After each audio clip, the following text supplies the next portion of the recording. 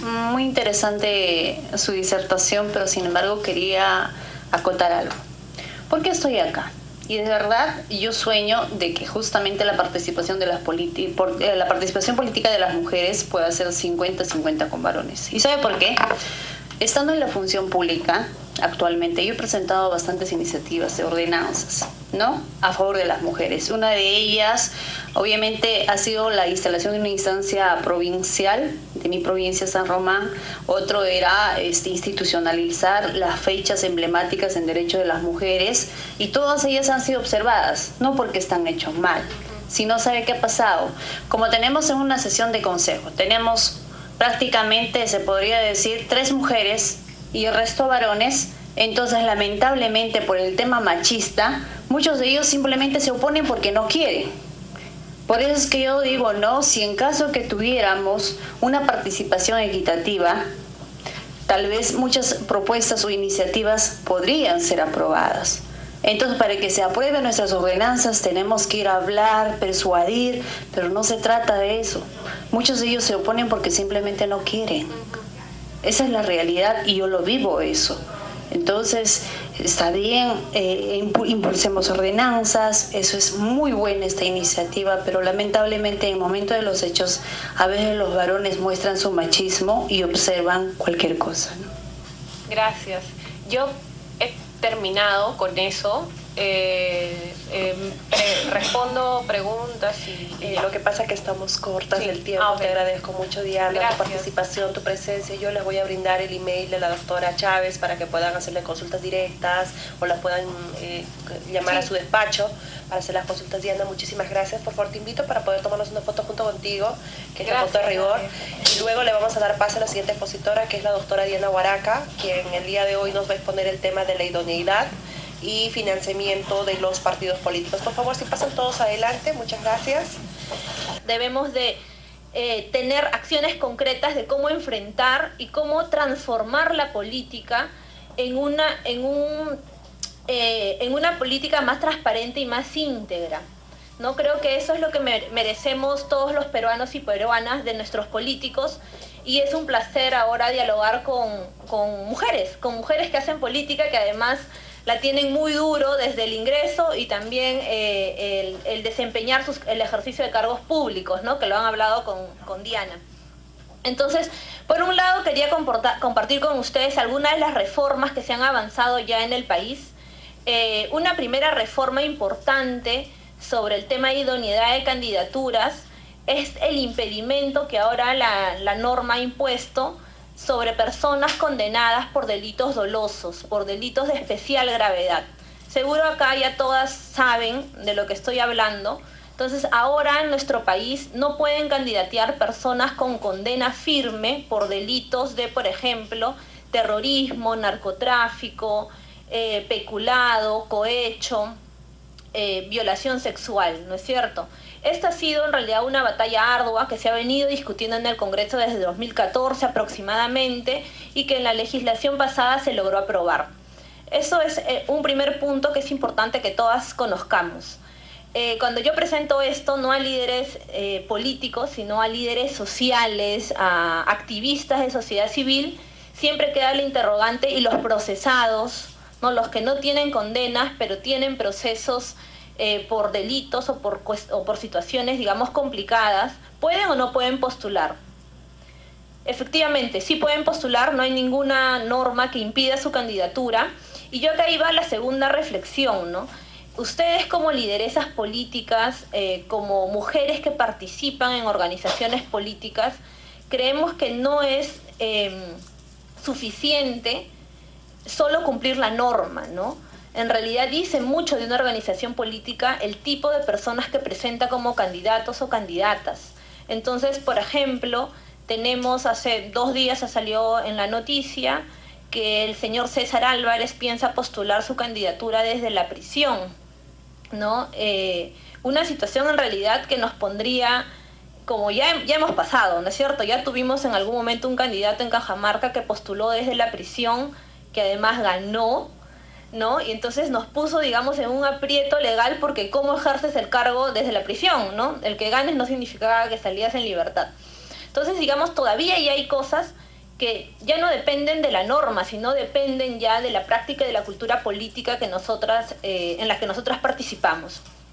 Una herramienta, además, que las organizaciones políticas deben hacer uso, que no es obligatorio, pero que es recomendado, es hacer uso de la ventanilla única de antecedentes para uso electoral, ¿no? Ustedes, imagino, también conocen de este tema. Es una plataforma virtual que la administra el Jurado Nacional de Elecciones y que está a disposición de las organizaciones políticas para brindar información sobre temas importantes de sus candidatos. ¿Qué temas, por ejemplo? Sentencias por delitos dolosos firmes, órdenes de captura nacional e internacional vigentes y no vigentes, los bienes que tengan los candidatos o los precandidatas, las deudas por alimentos, ¿no? Algunas personas pues no le pagan la pensión no le pasan la pensión a los hijos, y ese tipo de información también lo pueden obtener de la ventanilla única.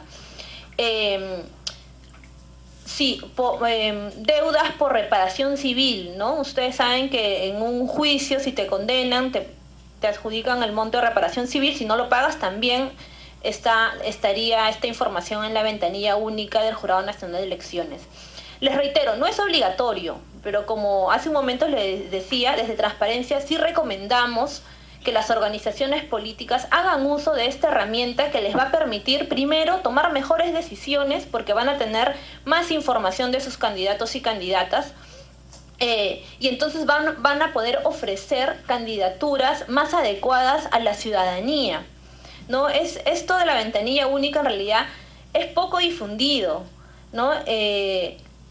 Hace una semana tuvimos una representante del Jurado Nacional de Elecciones en Transparencia, y miren, no recuerdo el dato exacto, pero se los puedo mandar a través de Nadia, aunque yo también estoy en su grupo de WhatsApp acá. Sí, entonces ahí puedo enviarles el dato exacto, pero la información era que muy pocas organizaciones habían solicitado información sobre sus candidatos. Entonces, para cerrar este primer punto de candidaturas íntegras, nosotros desde Transparencia creemos que hay una obligación importante en las organizaciones políticas sobre las candidaturas que presentan, ¿no? Entonces, si hay una obligación, también tienen que haber acciones concretas que debe tomar una organización política para que su candidato o candidata sea en lo posible íntegro. Efectivamente van a haber cosas que van a escapar o que escapan de las manos de las organizaciones políticas, sin duda, pero si hay herramientas, utilicémosla para poder ofrecer una mejor oferta electoral, para poder tener una mejor oferta electoral. El segundo punto es sobre el financiamiento de campañas electorales. Y sobre este tema se ha regulado, se ha modificado varios aspectos. El primero de ellos es que ahora nuestra legislación prohíbe los aportes anónimos a campañas electorales, ¿sí? Es decir, incluso quien te da 100 soles a la campaña electoral tiene que decir su nombre completo, la información completa del aportante, ¿sí? Entonces, esto antes no era así.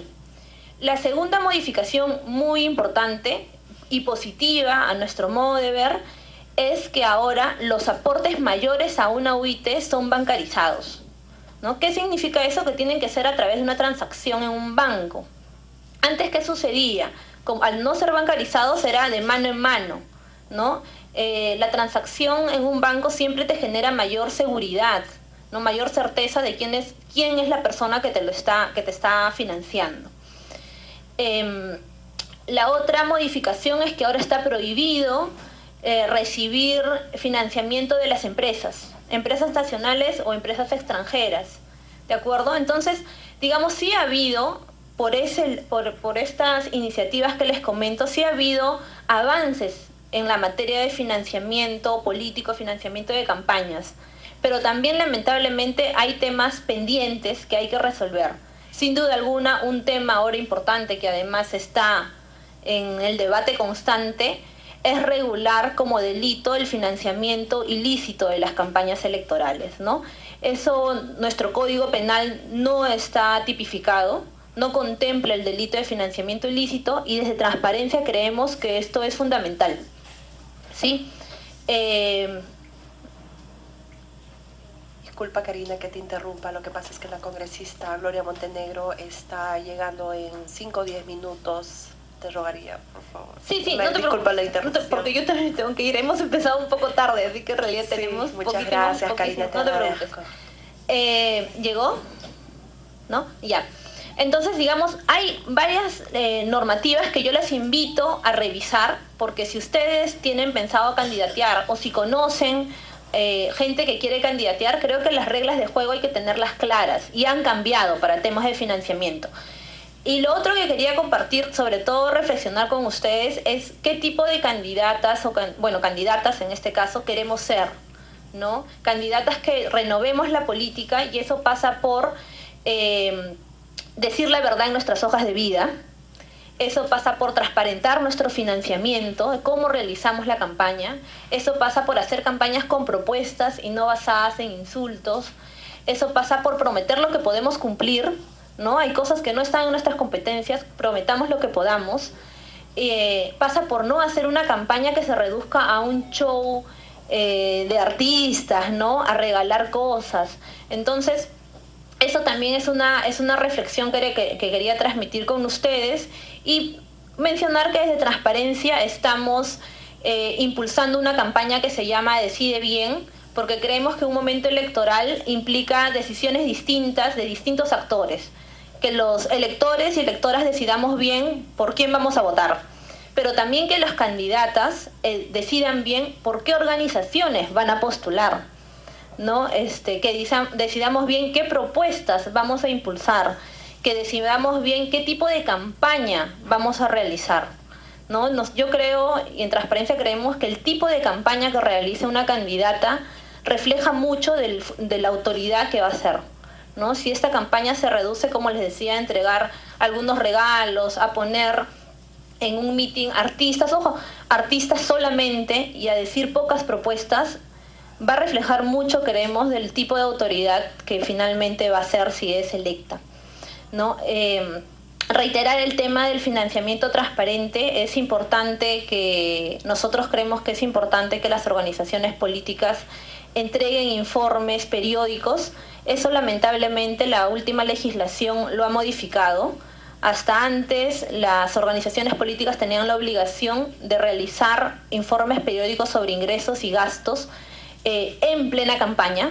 Le entregaban esta información a UMPE. Ahora la obligación es que al término de la campaña electoral podamos entregar un informe de gastos, y el periodo que tiene OMPE para supervisar también ha disminuido dramáticamente. Antes OMPE tenía 8 meses para supervisar la veracidad de estos informes, y ahora tiene solo 4 meses. Luego de esto, OMPE ya no se puede pronunciar sobre estos informes. Entonces, si hay temas que trabajar, yo les invito nuevamente a revisar estos temas sobre idoneidad de candidaturas y financiamiento de campañas electorales.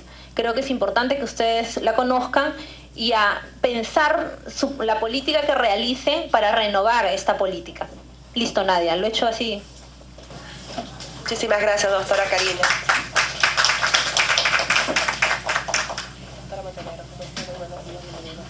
Muy buen día, muy buen día. Mil disculpas de esta hora, pero del aeropuerto directo me he venido acá. Estamos en la semana de representación, justamente la cerramos hoy día, y yo creo que esta es la mejor forma de llegar a conclusiones, que al final les contaré cómo va el trabajo de campo. Así es que continuamos, por favor.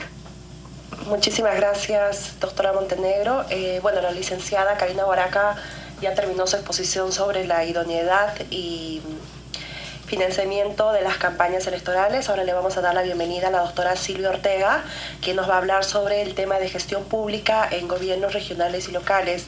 La doctora Silvia Ortega tiene una vasta experiencia en temas de gobiernos locales y regionales. De hecho, también ha sido candidata, así es que ya conoce un poco el training que significa ser candidata, significa trabajar dentro de los gobiernos. Demos un fuerte aplauso a la doctora Silvia Ortega, por favor. Adelante, Silvia, muchísimas gracias. Vamos aprovechando, la doctora Montenegro quiere saber de qué regiones nos están visitando. Por favor, si hacemos una presentación breve mientras la doctora Ortega va solucionando el tema técnico. Empezamos contigo, Belén, por favor. Buenos días, doctora. Mi nombre es Belén Corso y soy de La Libertad. Buenos días, doctora. Soy Estefanía Ábalos, también de La Libertad. ¿Podrían indicar que van a postular algún cargo, por favor, para que la doctora tome conocimiento? Bueno, en el caso de Belén no está postulando. En mi caso estoy postulando para consejera regional por Trujillo por Acción Popular. Buenos días, doctora. Mi nombre es Carla Villanueva Guanaco, vengo de Ayacucho y no estoy postulando. Buenos días, doctora. Mi nombre es Eli Martínez y por de la región Lima, por el momento todavía no estoy. Buen día, soy Verónica Texi, soy del Cusco y bueno, estamos en elecciones internas dentro de Acción Popular y esperemos el resultado de estas. Buenos días, mi nombre es Catherine Canales, soy de Ayacucho y por el momento estoy aprendiendo, conociendo sobre el liderazgo y empoderamiento político. Buenos días con todos. Bueno, yo soy de Huánuco, represento Huánuco y soy la coordinadora regional de la red en Huánuco y activista, todavía no candidata. Buenos días, soy Mirta Fernández Mantilla, madrina de la promoción y de La Libertad. Bien, mi nombre es Nadia Ramos, doctora Montenegro, la organizadora de esta escuela y bueno, tengo expectativas, pero hay que pasar elecciones internas. Buenos días, doctora. Mi nombre es Yanet Matienzo. Estamos esperando las elecciones internas para poder determinar el derecho a cupo, ¿no? Muy buenos días, doctora. Mi nombre es Sonia Calderón Mamani. Soy actual regidora de la Municipalidad Provincial de San Román. Represento también a la Red de Mujeres Autoridades de la región Puno. Me gusta la política y estoy en camino. Buenos días, mi nombre es Katy Mundo, soy de APP de la región Lima. Buenos días, mi nombre es Cristina Veraún, soy de la región Huánuco y todavía no estoy postulando. Buenos días, mi nombre es Liliana Díaz Salazar, yo soy de la región Arequipa, soy secretaria de Juventudes de mi movimiento y estoy en la búsqueda de que ocupen los cargos más que mi persona, otras mujeres de mi movimiento. Bien, bueno, nuevamente me presento, yo soy Silvia Ortega, soy militante activa hace más de 15 años. Bueno, yo inicié en la política a los 16 años, pero finalmente después me hice madre, me dediqué un tiempo a mis hijos, demoré un tiempo, pero nuevamente continué con la política que en realidad es una vocación, acá la congresista debe ser, es una vocación netamente de servicio. Los que debemos meternos en política es porque realmente nos interese el desarrollo de nuestra comunidad. He sido candidata a la alcaldía, he sido candidata al Congreso, sin mucha suerte, pero lo que sí puedo rescatar es la gran experiencia. No me arrepiento de ningún minuto de lo que he hecho hasta ahora. No es fácil estar en política, pero también llena de muchas satisfacciones y ahí seguimos para adelante. Bueno, finalmente ya se arregló el tema técnico que superé ese problema. Muchas gracias, doctora. El objetivo era, y a mí me interesaba mucho de que se arregle esto porque había el objetivo de estos talleres, estos eventos, es que ustedes se lleven con un tema nutrido. O sea, el tiempo es muy corto para poder hablar de la gestión pública, porque la gestión pública es grande, compleja, es netamente técnico, pero lo que se quiere es que ustedes se vayan con unas ideas básicas. La gestión pública es parte de la ciencia política. Y yo les puse esta metáfora de hacerla comparar no podemos hablar de gestión pública si no hablamos de políticas públicas. Yo hice la metáfora de la moneda. La moneda la considero como la decisión pública, ¿no? En una institución, una administración pública, en el aparato del Estado, hay algo fundamental que los políticos tienen que realizar. Es tomar una decisión para poder resolver los problemas públicos. ¿Cuáles son esos problemas públicos? Puede ser, por ejemplo, el problema de salud, pueden ser problemas de desnutrición, esos son problemas particulares, pueden ser colectivos de educación o estatales, que puede ser la simplificación administrativa, etcétera, etcétera. Pero para que podamos tomar esta decisión pública, tenemos que primero plantear las políticas públicas. ¿Qué son las políticas públicas? Es aquel proceso complejo, decisional, en contextos múltiples, de múltiples actores. ¿Quiénes son estos actores? Son los políticos de alto nivel, los técnicos, los profesionales, todo aquel sector que involucra para poder definir los objetivos, las estrategias, el plan, el proyecto para poder resolver ese problema público. Y la gestión pública también es un proceso decisional en contextos complejos, también con la participación de políticos altamente calificados, profesionales, para que permitan operar la maquinaria estatal para cumplir los fines y objetivos de las políticas públicas. O sea, queda claro el tema. Las políticas públicas es aquella que busca planificar, proyectar un problema público. Y la gestión pública es la maquinaria estatal que hace caminar o hace lograr o va a ser la maquinaria que va a lograr que esta política pública pueda gozar la población y pueda resolver ese problema. Eso es uno de los problemas que nuestro país ha acogido durante los últimos años, ¿no? El tema de la inseguridad ciudadana es porque no ha habido una decisión pública, una decisión estatal para crear una política pública para poder luego gestionarla. En la parte de la gestión pública es todo un aparato. Requerimos de un presupuesto, requerimos de los diseñadores, requerimos de quién va a manejar esta gestión pública, el problema público, quién lo va a resolver, el ministerio, el gobierno regional, el gobierno local, etcétera, etcétera. Y en ese tema vamos a ir adelante cumpliendo con lo que nadie me ha pedido, que por favor avancemos lo más que se pueda. Y aquí les hago un resumen sobre el ciclo de la política pública, ¿no? Habíamos hablado de la política pública y la gestión pública que van de la mano, ¿no? Para poder resolver, por ejemplo, el tema de la tuberculosis. Vamos a tomarlo como ejemplo. Digamos, acá en Lima se han detectado 180 de 10.000 personas que tienen problemas de tuberculosis. ¿Quién tiene que hacerse cargo de esto? El Estado. Entonces, el Estado lo que tiene que hacer es agendarla y buscar la estrategia.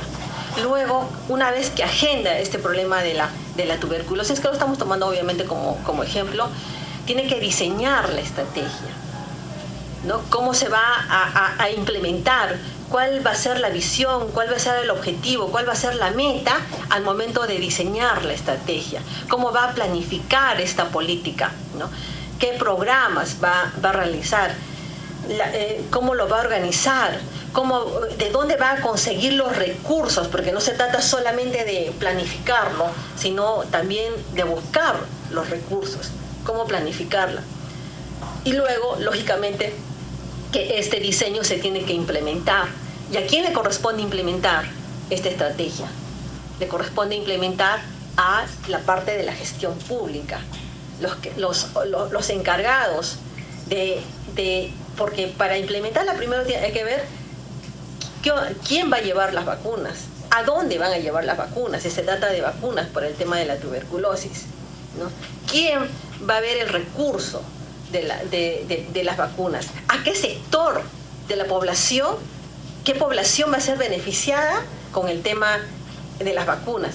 Es decir, es un tema bastante complejo y ahora las normas se han puesto un poco más drásticas. Yo tuve la oportunidad de entrevistarme hace unos días con algunas amigas funcionarias de algunas municipalidades y más aún de algunos gobiernos regionales, y veían con muchas dificultades el poder sacar adelante un proyecto público.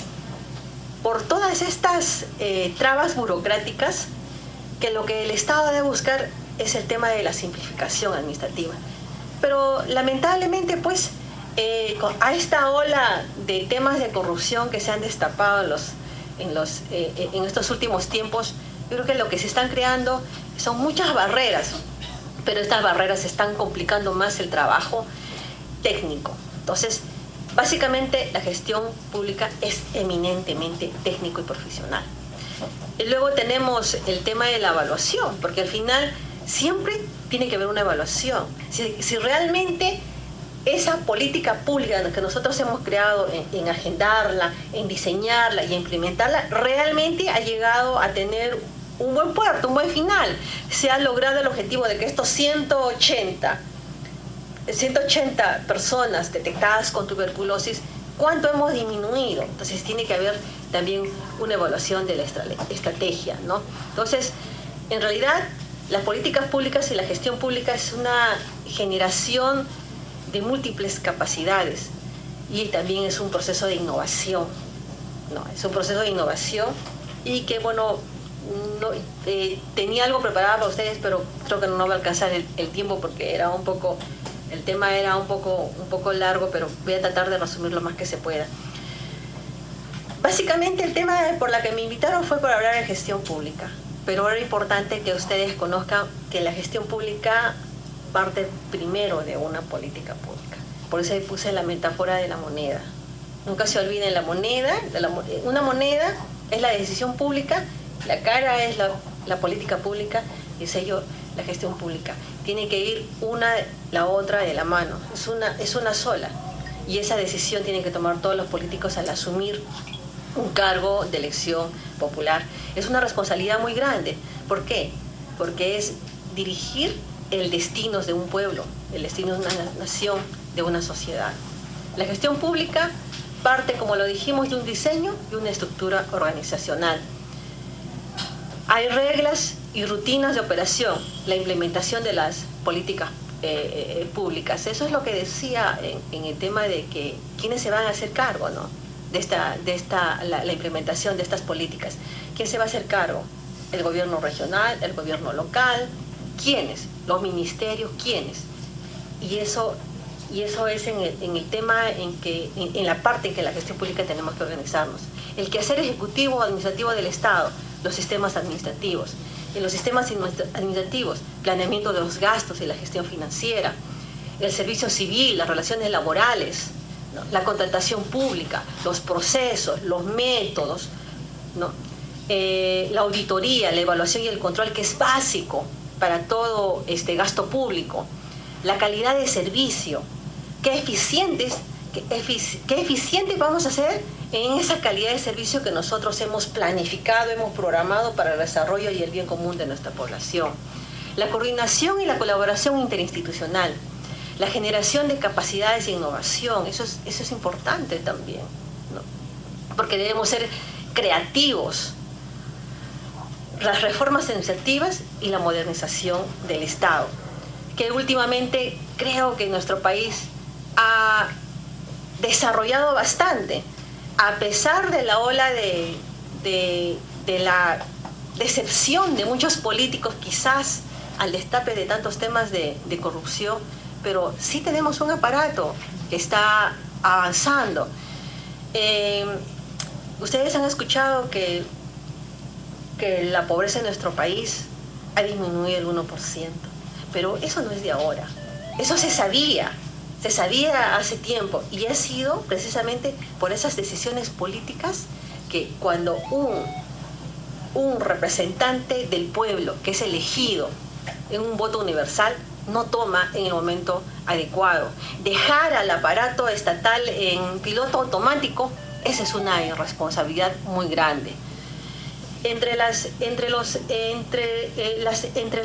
diseño y la estructura organizacional también está ver las estrategias de cómo yo, para lograr un objetivo, para lograr un plan, una estrategia que se ha diseñado, es ver también la colaboración de las instituciones privadas, ver también de dónde yo tengo recursos, si el Estado no lo tiene o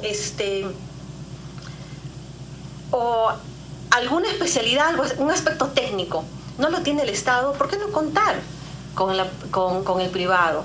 Pero lamentablemente hay, y eso pasa.